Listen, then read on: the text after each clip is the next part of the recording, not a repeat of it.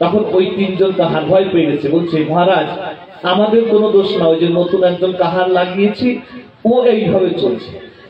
তখন মাথাটা একটু পায়রায় বের করে দেখে কি খুব হৃষ্টপুষ্ট সুন্দর শরীর, তাই একটু উপহাস করে বলছে ও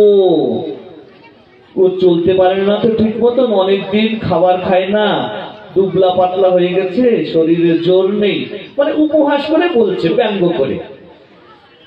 বড়লোকের আর কিছু আসে যায় না, আবার সেইভাবে চলছে। চলতে চলতে আবার ওই যে তাল যখন দেখেছে কোন জীব পায়ের নিচে আসছে, তখন আবার লাভ দিয়েছে।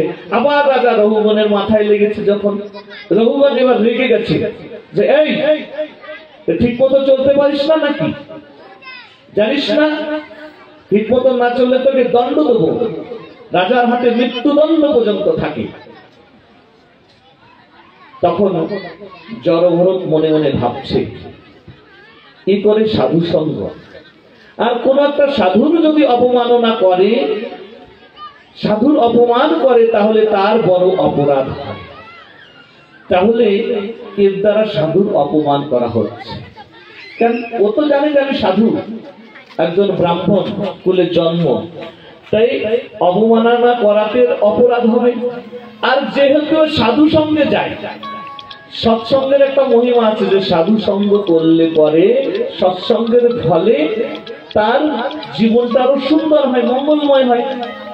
আর সাধু যদি এর যদি অকল্যাণ ঘটে, পতন ঘটে, আমার অবমাননা করলে পরে, তাহলে তো সাধু সঙ্গ নামে কলঙ্ক হবে।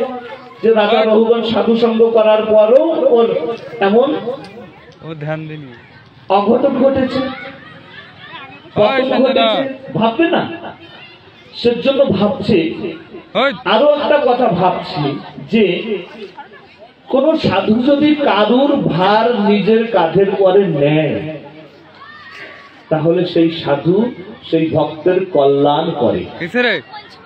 যার কল্যাণ করতে চায় তারই তো ভার সাধুরা নিজের কাঁধের পরে নেয়। যেমন গুরুদেব শিষ্যের ভার নেয় না, ভার নিয়ে তার কল্যাণ করে। তো রাজা রঘুগণ রয়েছে কোথায়? ভরতের কাঁধের উপরে। যে কাঁধের উপরে ভার নিয়ে যদি তার অকল্যাণ হয়, তাই আজ প্রথমবার মুখ খুলেছে, জীবনে প্রথমবার মুখ খুলেছে, আর এমন ভাবে মুখ খুলেছে যে রঘুগণের কল্যাণ করে দিয়েছে।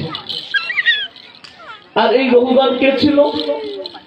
রঘুগণ ছিল যে আগের জন্মে ভরতের সঙ্গে যে ছোট্ট বাচ্চা হরিণটি ছিল, ওই হরিণটি সাধু সঙ্গ করার প্রভাবে, যদিও ভরত ঋষির পতন ঘটেছে, কিন্তু হরিণের উন্নতি হয়েছে জীবনে।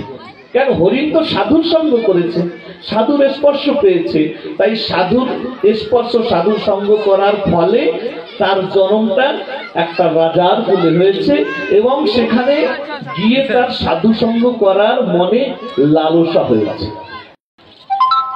সেই রঘুগণ, সেই হরিণটি রঘুগণ হয়েছে। তাই প্রথমবার বলছে মহারাজ আপনি কাকে সাজা দিবেন? আমি তো হইও না মরিও না, আমি তো মোটাও না পাতলাও না। রাজা রঘুগণ সাধু সঙ্গ করে, তো যারা সাধু সঙ্গ করে তারা কিন্তু বিশেষ এরকম কথাকে অনেকটা ভাবে যে কথাটা তো সাধারণ কথা না। তাই ভাবছে যে এই কথাটা তো কোনো সাধারণ মানুষ বলতে পারে না, তাহলে কে লোকটা? মাথাটা বের করে দেখছে কি যে জড়ভরতের কাঁধের উপর একটা মানে উপনয়ন রয়েছে, মানে জনেউ, যাকে পৈতা বলে, উপনয়ন রয়েছে, কালো হয়ে গেছে, মানে নিজেকে ঢেকে রেখেছে, তো খুব সুন্দর সেজে গুজে জগৎকে দেখানোর জন্য চলে না, তাই নোংরা হয়ে রয়েছে, ময়লা হয়ে রয়েছে, তাই বোঝা যায় না সহজে। যখন দেখেছে যে উপনয়ন রয়েছে, তখন দেখার সঙ্গে সঙ্গে রঘুগণ পালকি থেকে লাফ দিয়ে পড়ে জড়ভরতের চরণে ধরে বসেছে। বলছে আপনি কোনো সাধারণ মানুষ নয়,